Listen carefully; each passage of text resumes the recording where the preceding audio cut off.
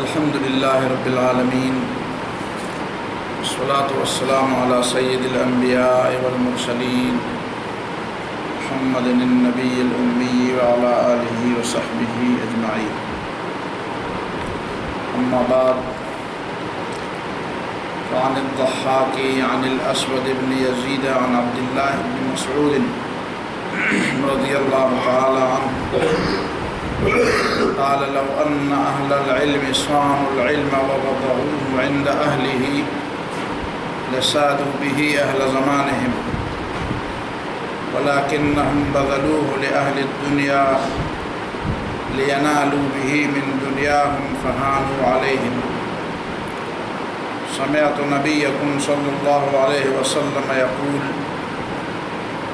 من جعل الهموم هما واحدا هم آخرته كفاه الله هم دنياه، ومن تشعبت به الهموم في أحوال الدنيا لم يبال الله في أي أوديتها هلك.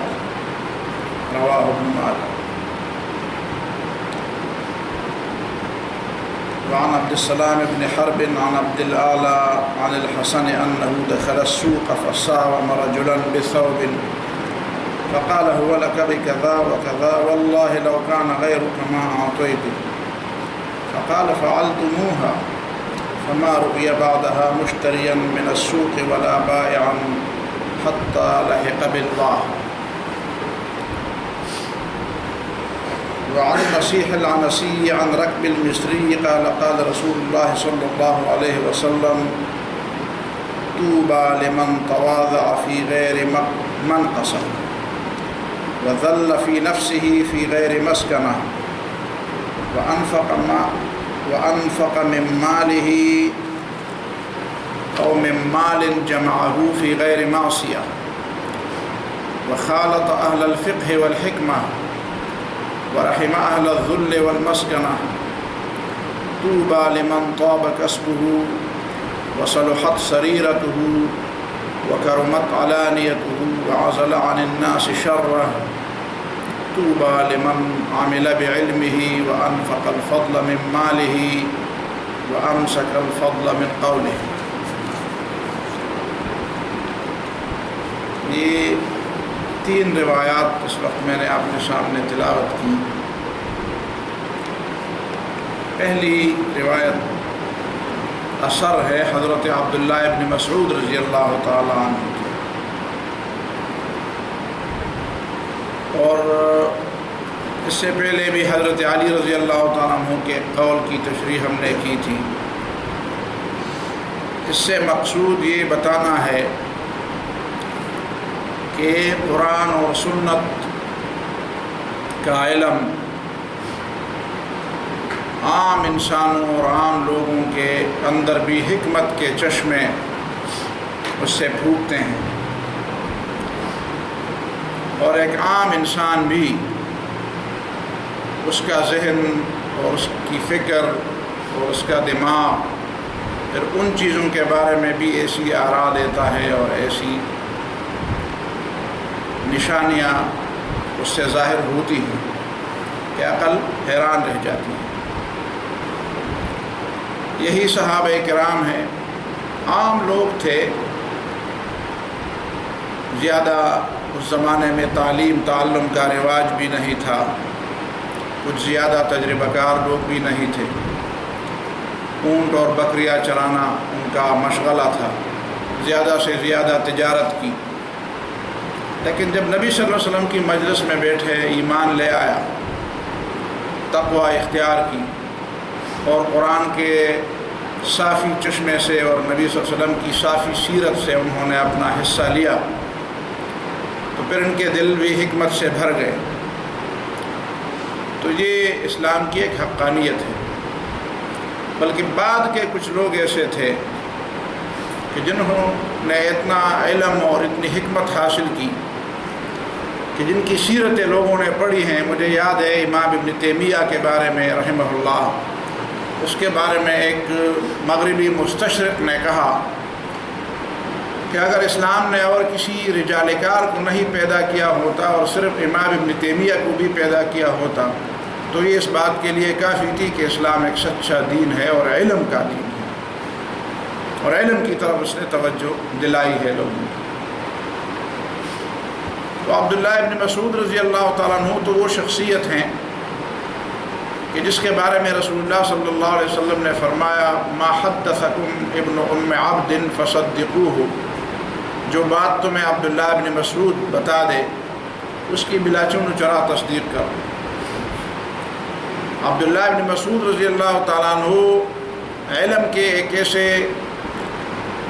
طالب علم اور ایسے پھر معلم تھے نبی صلی اللہ علیہ وسلم کے بعد کہ جو علم کی بات ہوتی تھی تو حضرت عمر رضی اللہ تعالیٰ عنہ کے ذہن میں بے اختیار یہ بات آتی تھی کہ ہو نہ ہو یہ عبداللہ ابن مسعود کی باتیں ہوں، ہو نہ ہو یہ علم عبداللہ ابن مسعود کی طرف سے تقسیم کیا ہو۔ تو یہ عبداللہ ابن مسعود رضی اللہ تعالیٰ عنہ اہل علم کے بارے میں اپنی ایک پیش کرتے ہیں کہ ان کے نزدیک علم کا معیار کیا ہے اور اہل علم کو کیا کرنا چاہیے اور کیا نہیں کرنا چاہیے، یا بالفاظ دیگر وہ علماء کی پہچان بتاتے ہیں یا علماء کی ذمہ داری بتاتے ہیں۔ لو ان اہل العلم صانوا العلم، اگر علماء صانوا العلم وہ علم کی حفاظت کرتے ہیں، اگر علماء اپنے علم کی حفاظت کرتے ووضعوه عند اہلہ، اور جو لوگ اس علم کے اہل ہیں ان کے سامنے اس علم کو رکھتے، ان کو اپنا طالب علم بناتے، لصادوا به اہل زمانہم، تو یہ اہل علم اس علم ہی کی وجہ سے اپنے زمانے کی سیادت، امامت اور قیادت کرتے، اپنے زمانے کے لوگوں کی امامت کرتے۔ وَلَكِنَّهُمْ بَذَلُوهُ لِأَهْلِ الدُّنْيَا، لیکن ان اہل علم نے اس علم کو دنیا داروں کے لیے خرچ کیا، دنیا داروں کو خوش کرنے کے لیے ان کی منمانی تعویلوں اسی کے لیے استعمال کیا۔ لِيَنَالُوا بِهِ مِن دُنْيَاهُمْ، تاکہ اس علم کے ذریعے وہ ان سے ان کی دنیا وصول کرے۔ فَهَانُوا عَلَيْهِمْ، تو دنیا وصول ہوئی یا نہ ہوئی یہ تو ان لوگوں کے ذہن میں اوچھے اور ہلکے بن گئے، ان کو تو توہین ہو گئی، یہ تو ہلکے نظر آ گئے کہ ان کی ساری تگدو کا مقصد لوگوں سے پیسے ہتھیانا ہے۔ سمعت نبیکم صلی اللہ علیہ وسلم، میں نے تمہارے رسول اور نبی صلی اللہ علیہ وسلم سے سنا ہے، من جعل الہموم ہما واحدہ، جس نے اپنے ساری مصیبتوں اور سارے غموم کو ایک کر کے صرف ایک غم کی طرف انہوں نے توجہ کی، ہم آخرتی، آخرت کے غم کی طرف، کفاہ اللہ ہم دنیا، اللہ تعالیٰ اس کی دنیا کے غموں کا مداوع فرمائے۔ ومن تشعبت به الہموم فی احوال الدنیا، اور جس کے غموم نے اسے دنیا میں کبھی ایک در اور کبھی دوسرے در کھٹکھانے پر مجبور کیا، اور اسی کا رکھا کہ وہ کبھی ایک دروازہ کھٹکھٹاتا ہے اور کبھی دوسرے دروازے پر اپنا ماتھا رگڑتا ہے، لم یبال اللہ فی ای اودیتہا ہلک، اللہ کی کوئی پرواہ نہیں کہ وہ دنیا کے کس کھائی میں جا کر تباہ ہو جاتا ہے۔ دوسری روایت یا اثر حضرت حسن رضی اللہ تعالیٰ عنہ، حسن بن علی رضی اللہ تعالیٰ عنہ، ان کے شاگرد ہیں عبد الاعلی، وہ کہتے ہیں انہو دخل السوق فصاوم رجلا بثوب، بازار تشریف لے گئے حضرت حسن رضی اللہ تعالیٰ عنہ، تو ایک کپڑا خریدنا تھا تو کپڑے کے لیے انہوں نے نرخ پوچھا، کتنے میں دو گے؟ اس نے کہا اتنے میں دوں گا. پھر اتنا کم کرو، نہیں اس میں نہیں ملتا یہ. فقال هو لك بكذا وكذا. تو دکاندار نے کہا یہ کپڑا تمہیں اتنے اتنے میں ملے گا. واللہ لو كان غيرك ما اعطيته. اللہ کی قسم اگر آپ نہ ہوتے تو میں اسی نرخ پہ اور اسی قیمت پہ کسی کو نہیں دیتا. یہ تو آپ بزرگ آدمی ہیں اور نبی صلی اللہ علیہ وسلم کے ساتھ آپ کا رشتہ ہے، اس لیے میں آپ کو اس قیمت پر دیتا ہوں. فقال فعلتموها. تو حضرت حسن نے فرمایا اچھا نا تم نے یہ کام بھی شروع کر دیا. میرا جو مقام ہے یا جو منصب ہے اس کی آپ قیمت لگاتے ہیں، کسی دوسرے کو اس قیمت پر دیں گے، لیکن آپ چونکہ نواسۂ رسول ہیں اور آپ کے پاس علم ہے، دین ہے، تقوی ہے، تو آپ کو ہم اتنی قیمت پر. یہ کام تم نے شروع لوگوں کے علم اور دین کی قیمت لگانی شروع کر دی. فما رؤي بعدها مشتريا من السوق ولا بائعا. اس کے بعد کسی نے اس کو نہیں دیکھا کہ یہ بازار میں کسی چیز کو فروخت کرتے ہیں یا بیچتے ہیں یا خریدتے ہیں. حتی لحق باللہ. یہاں تک کہ وہ دنیا سے چلے گئے.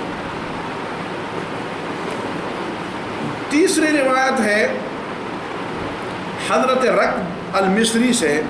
قال رسول اللہ صلی اللہ علیہ وسلم. نبی صلی اللہ علیہ وسلم نے فرمایا طوبی لمن تواضع. خوشی کی زندگی ہے اس شخص کے لیے، یعنی اللہ تعالیٰ اسے خوشی کی زندگی عطا فرمائے گا، جنت کی زندگی. لمن تواضع، اس شخص کے لیے جو تواضع اختیار کرتا ہے. فی غیر منقصۃ، لیکن اپنی سنجیدگی اور اپنی عزت نفس کی قیمت پر نہیں. وانفق من مال جمعہ فی غیر معصیت، اور اس مال سے خرچ کرتا ہے جو اس نے جمع تو کیا ہے لیکن گناہ کر کے جمع نہیں کیا، سود یا چوری یا دوسرے حرام طریقوں سے اس کو جمع نہیں کیا. وخالط اہل الفقہ والحکمہ، اور اٹھتا بیٹھتا ہے ان لوگوں کے ساتھ جن کے پاس دین کا علم ہے اور دین کی حکمت ہے، یعنی اس علم کا درست استعمال ہے، علم اور علم کا درست استعمال. ورحم اہل الذل والمسکنہ، اور انہوں نے غریبوں، فقیروں اور مسکینوں پر ترس کھایا. طوبی لمن طاب کسبہ، خوشخبری ہے ان لوگوں کے لیے جن کا کسب اور جن کا کمانا حلال ہے، جن کی کمائی پاک اور صاف. طاب. وصلحت سریرتہ، اور جس کی باطن کی اصلاح ہو چکی ہے، جس کی نیت، جس کے دل کے ارادے، جس کا عقیدہ، جس کی فکر درست ہے. وکرمت علانیتہ، اور جس کی ظاہر شرافت اور کرامت والا ہے، اس کی ظاہر بھی درست ہے لیکن پہلے باطن کی اصلاح. اور اس کے بعد یہ وعزل عن الناس شرہ، اور جس نے لوگوں کو اپنے شر سے محفوظ رکھا. طوبی لمن عمل بعلمہ، خوشخبری ہے اس شخص کے لیے جس نے اپنے علم کے مطابق عمل کیا. وانفق الفضل من مالہ، اور ضرورت سے زیادہ جو مال تھا اس کا اس نے خرچ کیا، انفاق کیا.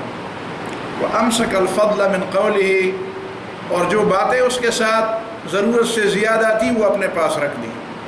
جو مال ضرورت سے زیادہ تھا اس کو تو خرچ کیا، اور جو باتیں ضرورت سے زیادہ تھی وہ اپنے پاس محفوظ رکھ لی.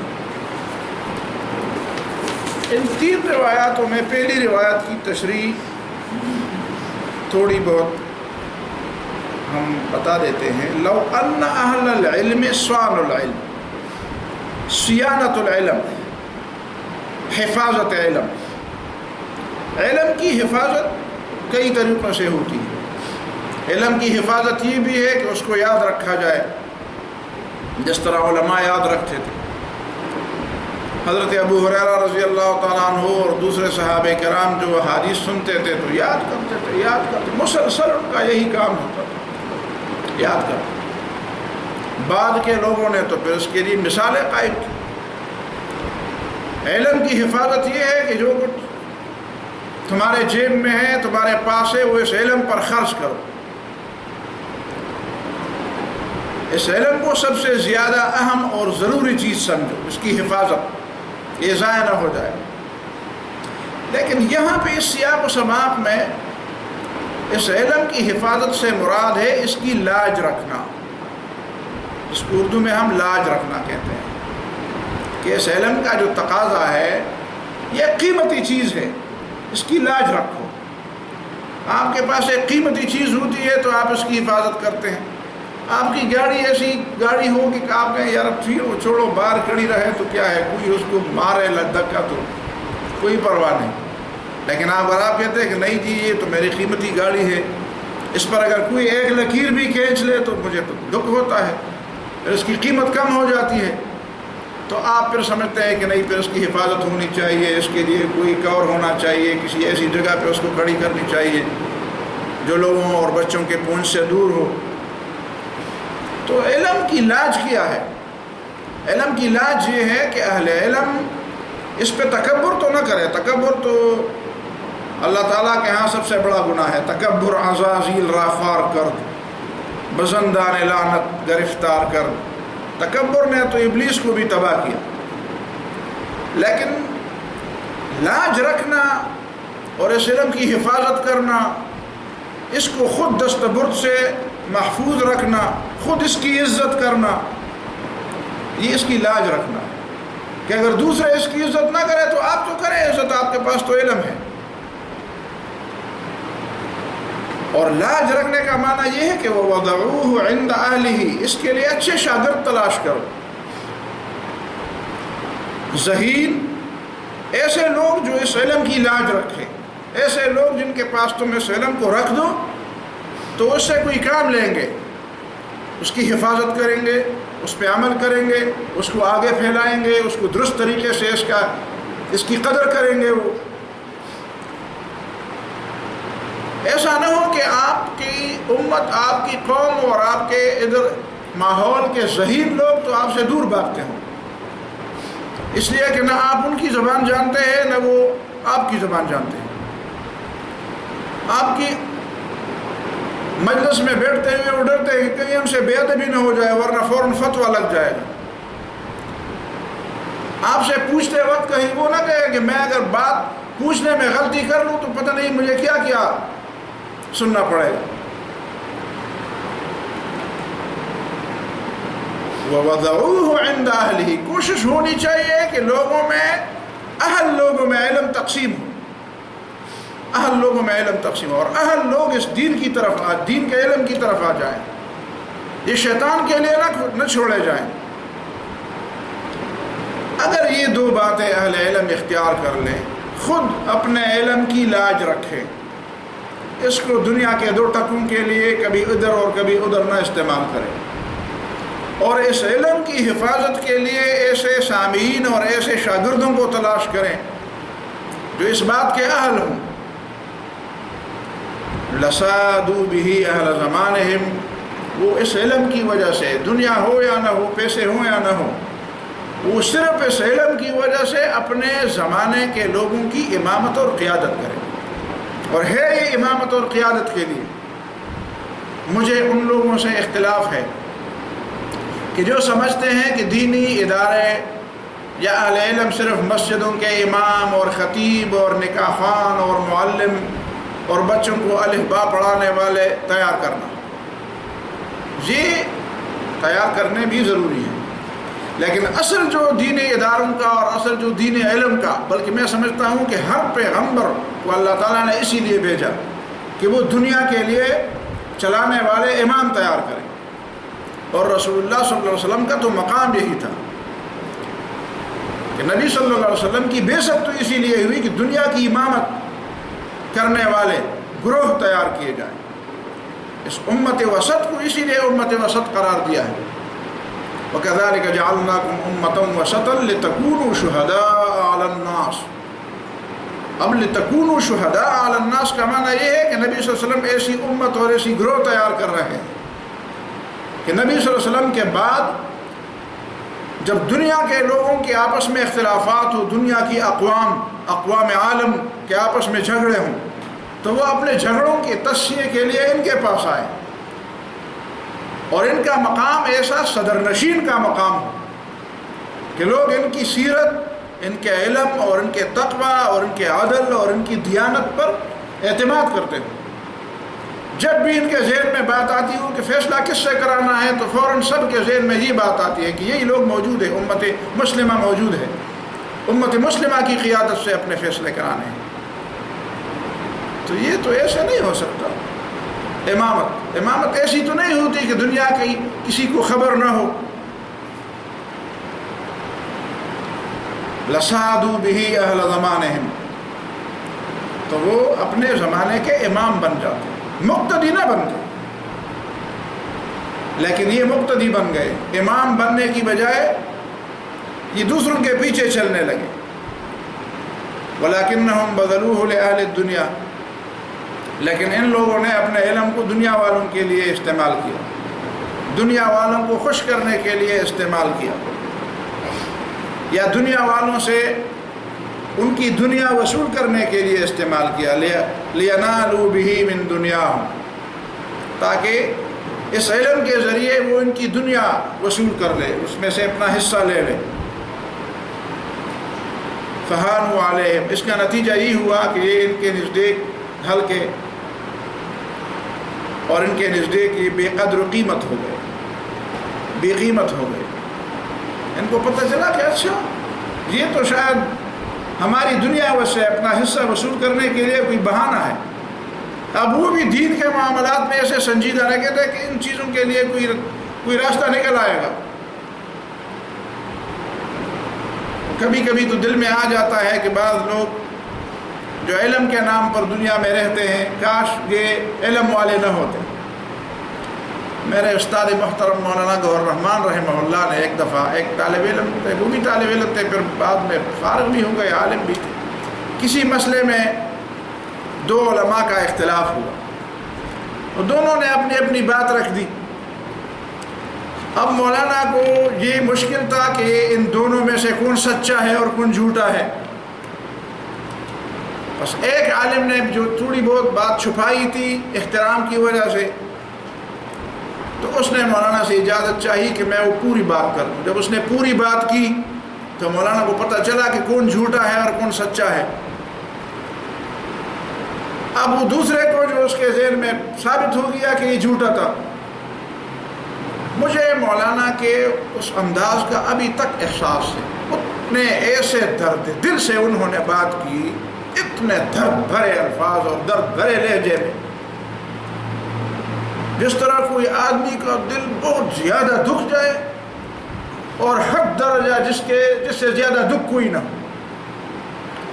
اور اس دکھ ملنے کے بعد بھی اختیار اس کی زبان سے ایک جملہ نکلے، تو ایسا جملہ اس انداز سے اور اس حالت میں اس کی زبان سے نکلا مخاطب کر کے کہ کاش میں تجھے نہ پڑھاتا، کاش تو مدرسے نہ آتا، کاش تو میرا شاگرد نہ ہوتا، اور تیرے بجائے میں کسی عام شخص کو صرف الف با پڑھاتا، صرف اس کی نماز درست کرتا، صرف اس کو کلمہ پڑھاتا، اور کاش میں تجھے سبق نہ پڑھاتا۔ تو یہ ایک حقیقی عالم جو ہوتا ہے وہ سمجھتا ہے کہ علم کا تقاضا کیا ہے، علم کا تقاضا کیا ہے۔ جب اس کے سامنے ایک عالم اس بات کا اعتراف کرتا ہے یا اس پر یہ بات ثابت ہو جاتی ہے کہ وہ صرف اپنے ایک مفاد کے لیے بالکل صریحاً جھوٹ بولتا ہے، تو ظاہر ہے کہ جس استاد نے آخرکار یہ علم سکھانا اور اس علم کی لاج رکھنا اور لوگوں تک اس کو درست انداز سے پہنچانا، اس کے لیے تو کئی راتیں جاگنا پڑتا ہے، کئی اپنی خواہشات سے دستبردار ہونا پڑتا ہے، کئی چیزیں ایسی ہوتی ہیں کہ لوگوں کے لیے بڑی دلچسپی کا سامان ہوتا ہے، اور اس عالم دین کا بھی جی چاہتا ہے کہ میں بھی ان چیزوں میں اپنا وقت گزاروں، دوسرے کے بچوں کے یہ مطالبات پورے ہوتے ہیں تو میرے بچوں کے بھی یہ مطالبات اور یہ خواہشات پورے ہو جائیں، لیکن وہ کہتے ہیں میں نہیں پوری کر سکتا۔ ایک دفعہ ہمارے مولانا غور رحمان صاحب سے کسی دوست نے شکوہ کیا کہ مولانا آپ کو میرا نام یاد نہیں۔ اس نے اسی طرح سر ہلایا اور وہ بھی بڑے عجیب انداز سے مولانا باتیں، محترم لوگوں کے نام یاد رکھوں یا حدیث کو یاد کروں، کیا کروں؟ ایک کام ہوگا، ایک کام ہوگا، آپ شکوہ نہ کریں، آپ کے نام یاد رکھوں یا حدیث کو یاد رکھوں۔ ایسے لوگ جب دیکھیں کہ میں کس انداز سے لوگوں کو بتا رہا ہوں اور سمجھا رہا ہوں، اور پھر یہ لوگ کیسے تیار ہو رہے ہیں، بہرحال یہ تو دنیا ہے، اسی طرح تو ہوتا رہے گا، لیکن بہرحال یہ دکھ کی بات ہے، یہ دکھ کی بات ہے کہ وہ لوگ جو وہ علم حاصل کرتے ہیں جو قیادت کے لیے ہے، اور اب وہ اپنے کرتوتوں اور اپنے علم کی لاج نہ رکھنے کی وجہ سے اس حد درجہ گر جائے کہ کبھی ایک در پہ ماتھا رگڑے اور کبھی دوسرے در پر ماتھا رگڑے، تو ظاہر ہے کہ پھر مقتدیوں کا اور امت کا کیا حال ہوگا جب یہ ان کے رہنما ہوں گے۔ امت کا کیا حال؟ امت کا یہی حال ہوگا کہ ایک بی دین شخص اٹھے گا اور ایک بچی کو کہے گا کہ یا نقاب اتارو یا نکل جاؤ، آپ کو داخلہ نہیں ملے گا۔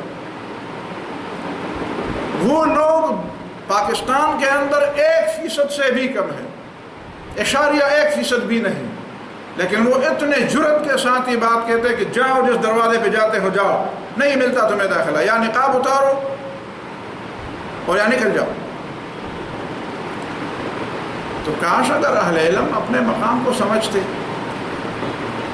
تو پھر ایسے دن ہمیں نہ دیکھنے پڑتے۔ فہانوا علیہم، ٹھیک ہے لوگ ان کے سامنے اٹھے بیٹھیں گے، لیکن جب چلیں گے تو کہتے ہیں یار یہ تو اسی طرح ہے، یہ تو بس ہماری طرح کے دنیا دار ہیں نا، ہم سے کچھ زیادہ فرق تو نہیں ہے ان میں اور ہم میں، تو یہ دن کیوں ہمیں دیکھنے پڑے؟ فہانوا علیہم، اور لوگ کہتے ہیں جی ہماری مجبوریاں ہیں۔ ذہین لوگ آپ سے جا رہے ہیں، دوسرے لوگ آ کر آپ کے ملک میں شکار کھیل رہے ہیں۔ جو بھی ذہین بچہ ہوتا ہے وہ کہتے ہیں ہم آپ کو اسکالرشپ دیں گے، آپ کو اتنی بڑی نوکری دیں گے، اتنا بڑا مقام دیں گے، آئے ہمارے پاس، اور وہ جا کر ان کا ذہن پہ ایسے بناتے ہیں آپ کے لوگ، خون آپ کا ہے، قوت آپ کی ہے، اور آپ کی قوت آپ کے خلاف استعمال، اور آپ کو اس کی فکر ہی نہیں ہے۔ اور جب دین کی عزت نہ رہی اور دین کا احترام نہ رہا تو میرا اور آپ کا احترام جو دین کی وجہ سے وہ کیسے رہے گا؟ کسی عالم کا احترام پھر کیوں ہوگا؟ ظاہر ہے کہ عالم اگر دین کا احترام نہیں کرتا تو پھر عالم کا احترام بھی نہیں ہوگا نا، عالم کا احترام تو دین کی وجہ سے ہوتا ہے۔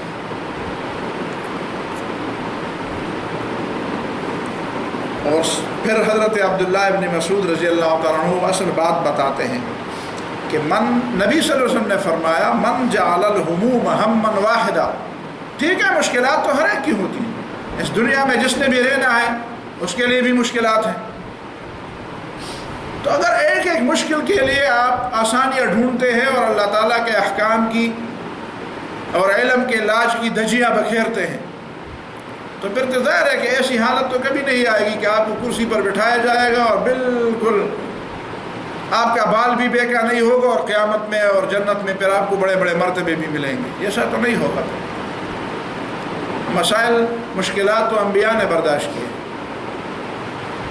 من جعل الہموم ہما واحدا، ٹھیک ہے ہموم تو آتے ہیں، غموم تو آتے ہیں، مصیبتیں تو آتی ہیں، مشکلات تو ہوتی ہیں، لیکن یہ جتنی مشکلات ہیں ان سب کو جمع کر کے اور پھر ایک دوسری مشکل کے دیکھو کہ آخرت کی مشکل سب سے بڑی مشکل ہے، تو جس نے ساری مشکلات میں سے ایک ہی مشکل کی طرف اپنی توجہ دی، ہما واحدا ہم آخرت ہی، کہ ہماری آخرت سنور جائے، کفاہ اللہ ہم دنیا ہو، تو دنیا کے ہموم کے لیے اللہ کافی ہوگا، اللہ تعالیٰ کوئی بندوبست کر دے گا، کسی کے دل میں بات ڈالے گا، اور نہ ہوگا تو آپ کو اللہ تعالیٰ صبر دے گا، وقت ویسے بھی گزر جاتا ہے۔ وہ فارسی والے ایک مشہور مقولہ ہے ان کا کہ شب دیجور ہم گذشت و شب تنور ہم گذشت، کہتے ہیں سردی کی رات تھی، برف باری تھی، ظاہر ہے کہ افغانستان اور پورے علاقے وہاں پہ برف باری تو ہوتی. تو ایک مسافر تھا، کسی بادشاہ یا کسی نواب نے وہاں تنور جس کو کہتے ہیں تندور میں آگ جلائی اور اس کے ارد گرد بیٹھے تھے. مسافر نے آ کر کہا کہ مجھے بھی تھوڑا سا سستانے کے لیے، آگ تاپنے کے لیے کوئی جگہ دی جائے. انہوں نے کہا دفع ہو جاؤ، جاؤ جاؤ.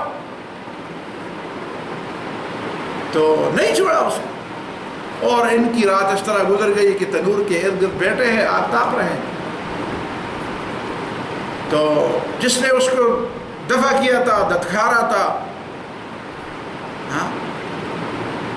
کل رات گزرنے کے بعد کہیں وہ مسافر اور وہ فقیر آدمی پھر اس کے سامنے آ گیا. اس نے کہا رات کیسے گزری؟ گویا کہ اس کا مذاق اڑا. دیکھو نا، آپ نے بڑی مشکل میں سے رات گزاری تھی اور ہم نے تو بڑے آرام سے گزاری. آگے سے اس نے ایک جواب دیا، وہ بڑا زبردست جواب تھا. وہ واقعی کوئی صابر اور شاکر آدمی تھا. اس نے کہا شب دیجور ہم گزشت، اور کیا ہے وہ شب تنور ہم گزشت. اس نے کہا رات کی اندھیری میں ٹھٹھرتے ہوئے بھی رات تو گزر گئی. رات میں تو گزرنا تھا نا، گزر گئی. تکلیف میں گزر گئی لیکن گزر گئی. وہ شب تنور ہم گزشت، اور تم نے آرام سے گزاری، وہ رات بھی گزر گئی. اب تو دن ہے، اب تو دھوپ نکل آئی ہے، اب تو ہم تو آپ برابر ہیں. تو جن لوگوں کو اللہ تعالیٰ نے یہ استقامت دی ہو کہ وہ اپنی آخرت سنوارنے کے لیے اس علم کو استعمال کرتے ہیں، ٹھیک ہے، اگر تکلیف میں گزرتی ہے تو گزر تو جاتی ہے، اس کو اللہ تعالیٰ توفیق دے دیتا ہے، صبر بھی دے دیتا ہے، اور اس میں ان کو ایک روحانی خوشی بھی ملتی ہے. تکلیف بھی ہو تب بھی ان کو ایک روحانی سکون تو مل جاتا ہے. اللہ تعالیٰ اپنے خاص بندوں کو ایسے تو نہیں چھوڑتا جس طرح ہم بظاہر دیکھ رہے ہیں کہ اس کے پاس یہ نہیں ہے اور ہمارے پاس یہ ہے، لیکن اس کے دل کے اندر جو دولت ہوتی ہے وہ دولت سے تو ہم واقف نہیں ہوتے، تو گزر جاتی.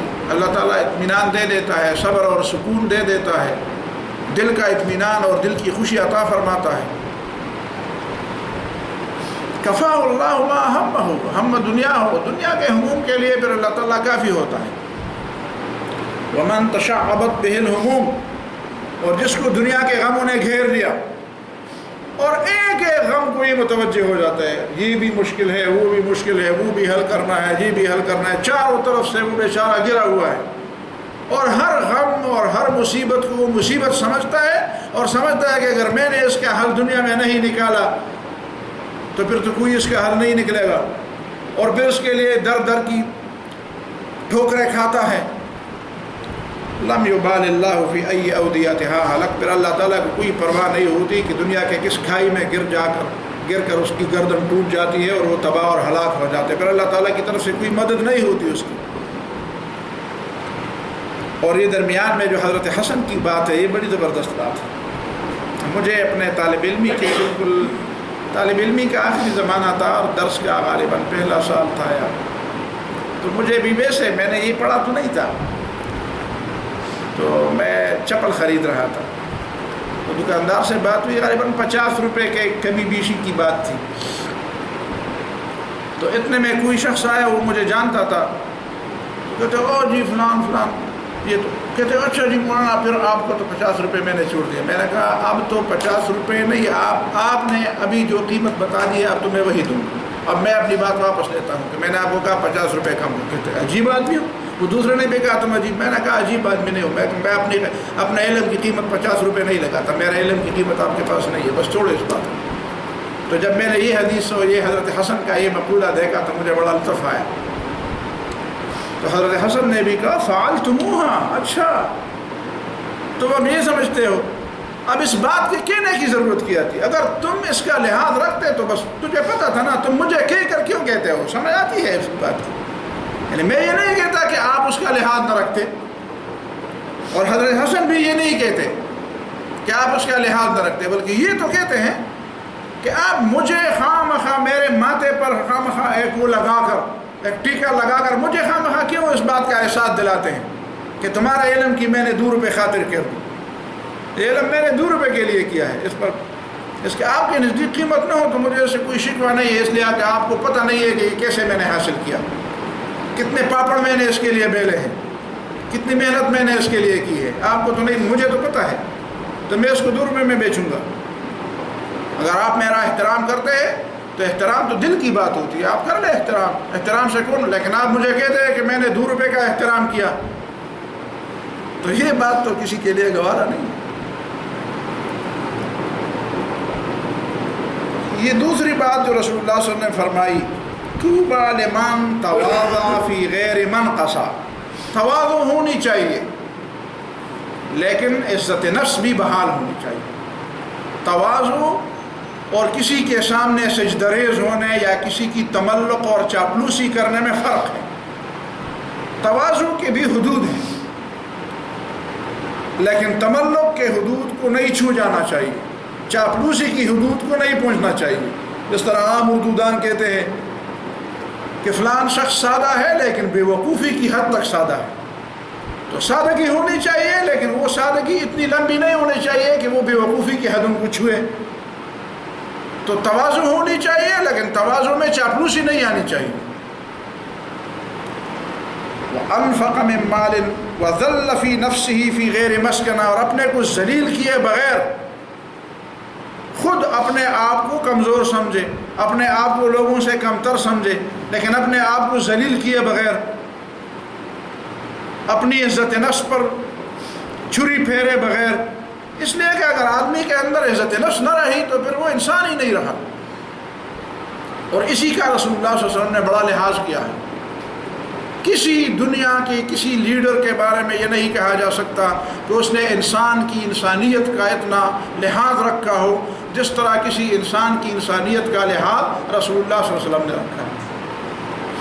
ایک دفعہ ایک یہودی کا جنازہ جا رہا تھا اور رسول اللہ صلی اللہ علیہ وسلم کھڑے رہے،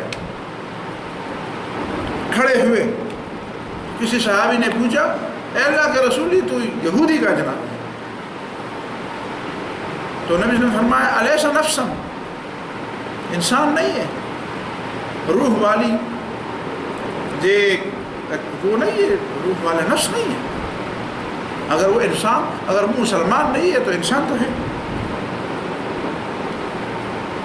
تو یہ بہت بڑی بات ہے۔ وَأَنفَقَ مِن مَالٍ جَمَعَهُ فِي غَيْرِ مَعْصِيَةٍ، اور خوشی ہے اس شخص کے لیے جس نے وہ مال خرچ کیا جو اس نے جمع تو کیا ہے لیکن گناہ کے بغیر جمع کیا ہے، کسی گناہ کے ذریعے کسی دوسرے کا حق مارتے ہوئے۔ پچھلے دنوں میں نے ایک بہت بڑے مجمع میں رمضان میں ایک جگہ پہ درس تھا میرا، تقریباً 4-5 ہزار لوگ تھے، بڑے شوق سے جمع تھے۔ میں نے ان کو ایک مسئلہ سمجھانا تھا کہ گناہ سے آدمی کافر نہیں ہوتا، اس وقت اس حالات کا تقاضا بھی تھا سمجھانا۔ یہ بات میں نے سمجھائی درمیان، میں نے کہا گناہ کبیرہ سے کوئی شخص کافر نہیں ہوتا۔ پھر میں نے ان سب کے سامنے کہا، میں نے کہا خفا نہ ہو، میرے میزبان بھی بیٹھے تھے اور بڑے احترام دے کر آئے تھے اور علاقے کے بڑے بڑے لوگ تھے۔ میں نے کہا وہ شخص ہاتھ اٹھائے جس نے اپنی پھوپھی اور اپنی خالہ اور اپنی بہن کو میراث میں حصہ دیا۔ میں نے کہا ہاتھ اٹھائے۔ آپ یقین جانیں ان ہزاروں لوگوں میں سے ایک آدمی نے بھی ہاتھ نہیں اٹھایا، ایک نے بھی ہاتھ نہیں اٹھایا۔ کیا فقیر اور کیا بزرگ اور کیا غیر بزرگ اور کیا حاجی اور کیا مولوی اور کیا، کسی نے بھی ہاتھ نہیں اٹھایا۔ میں نے کہا یہ بتاؤ کہ یہ ٹھیک کرتے ہو کہ غلط کرتے ہو؟ سب نے کہا یہ غلط کرتے ہیں۔ میں نے کہا گناہ ہے نا، حرام کھاتے، حرام کھاتے، تو حرام کھاتے ہو تو دیکھیں حرام کھانے کے باوجود اگر تم نمازیں پڑھتے ہو، تم روزے رکھتے ہو، تم مسجدوں میں آتے ہو، آباد کرتے ہو، تو اس کی کیا اس کی کیا حیثیت ہوگی جب پیسہ ہی حرام ہے، جب کھانا ہی حرام ہے؟ بہرحال تو حلال مال سے خرچ کرو، حلال مال سے، فی غیر معصیت، کسی دوسرے کا حق کھائے بغیر آپ نے اپنی محنت سے، اپنی ہمت سے، اپنی جدوجہد سے جو مال کمایا ہے، اور اسی میں سے توبہ، ان کے لیے جنت کی زندگی، حیات توبہ، نبی کی دعا ہے اس شخص کے لیے. ہم اگر دعا کریں یا نہ کریں، ہماری دعا سے پہلے رسول اللہ صلی اللہ علیہ وسلم نے دعا کی ہے. اللہ تعالیٰ اس میں ان لوگوں کا حصہ وافر عطا فرمائے جو اپنے مال کو اس طرح خرچ کرتے ہیں. وخالط اہل الفقہ والحکمہ، یہ حدیث میں نے بعد میں اس لیے رکھی ہے کہ آپ کہیں گے کہ علماء تو جس زمانے کے علماء تو ایسے، تو اس کا مطلب یہ ہے کہ ان سے جب عالم کا نام لیا جائے تو اس سے دور بھاگو. نہیں، دور نہ بھاگو. آپ کو پتہ ہے آپ علاج کے لیے ڈاکٹر کے پاس جاتے ہیں، لیکن آپ میں سے کوئی ایک ایسا شخص ہے جو یہ ضمانت دے کہ کوئی ڈاکٹر جس کے پاس آپ علاج کے لیے جائیں گے وہ غلطی نہیں کرے گا؟ نہیں ہے ضمانت. آپ مقدمہ لڑنے کے لیے وکیل کے پاس جاتے ہیں اور وکیل سے اپنے مقدمے میں تعاون لیتے ہیں، مدد لیتے ہیں، وہ آپ کا مقدمہ لڑتا ہے. آپ کو یقین ہے کہ سارے وکیل ایسے ہیں جو آپ کے لیے بولتے ہیں، وہ آپ کے وکیل ہوتے ہوئے کسی دوسرے سے پیسے نہیں لیتے. یہ ضمانت ہے آپ کے پاس کہ وہ آپ کے لیے واقعی آپ سے پیسے لے کر آپ کے لیے واقعی بولے گا.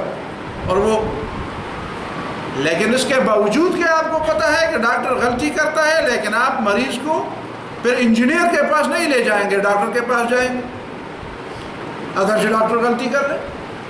آپ اپنا مقدمہ وکیل کے پاس لے جائیں گے، ڈاکٹر کے پاس نہیں لے جائیں گے،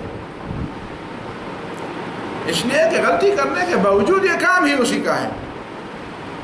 اسی طریقے سے علماء کی غلطی کو غلطیاں سمجھے، غلطیوں کو غلطیاں بھی سمجھے، لیکن دین کے سمجھنے کے لیے ہمیں اہل علم میں سے کسی کو دیکھنا ہوگا. اہل علم میں سے کسی کو اپنے لیے اس مقام اور اس منصب پر رکھنا ہوگا کہ ہم اس سے کچھ سیکھیں اگرچہ غلطیاں بھی ہوتی. وخالط اہل الفقہ والحکمہ، علماء سے اور فقہ اور حکمت اور دین کی گہری بصیرت اور دین پر عمل کرنے والوں سے پھر استغنا نہیں، آخر دم تک استغنا نہیں. ورحمہ اہل الذل والمسکنہ، اور اللہ تعالیٰ رحم فرمائے ان لوگوں پر جو تواضع کرتے ہیں، جو عاجزی اختیار کرتے ہیں، جو تکبر سے اپنے آپ کو بچاتے ہیں. طوبی لمن طاب کسبہ، خوشی کی زندگی ہو اس شخص کے لیے، اللہ تعالیٰ خوشی کی زندگی دے دنیا میں بھی آخرت میں بھی ان لوگوں کے لیے طاب کسبہ جن کی کمائی حلال ہے، جن کی کمائی حلال ہے، شک و شبے سے، گناہ سے، مشتبہات سے پاک ہے. وہ تو بڑی بات ہے، لیکن حرام سے تو کم از کم پاک ہے، سود سے تو پاک ہے، حرام سے تو کم از کم پاک ہونا چاہیے. اس کے لیے نبی صلی اللہ علیہ وسلم نے دعا فرمائی. وصلحت سریرتہ، اور خوشی کی زندگی ہو اس شخص کے لیے جس کا باطن پاک ہے، جس کے باطن کی اصلاح ہو رہی ہے یا ہو چکی ہے. وکرمت علانیتہ، اور جس کی ظاہر بھی شرافت اور کرامت والا ہے، جس کے ظاہر سے بھی پتہ چلتا ہے کہ یہ شریف آدمی ہے، لیکن اس کے دل کی اصلاح ہو چکی ہے، اس کے باطن کی اصلاح. اگر باطن کی اصلاح نہیں ہو اور اس نے ساری توجہ ظاہر پر دی ہو تو اس کا مطلب یہ ہے کہ یہ مومن مخلص کا کام نہیں.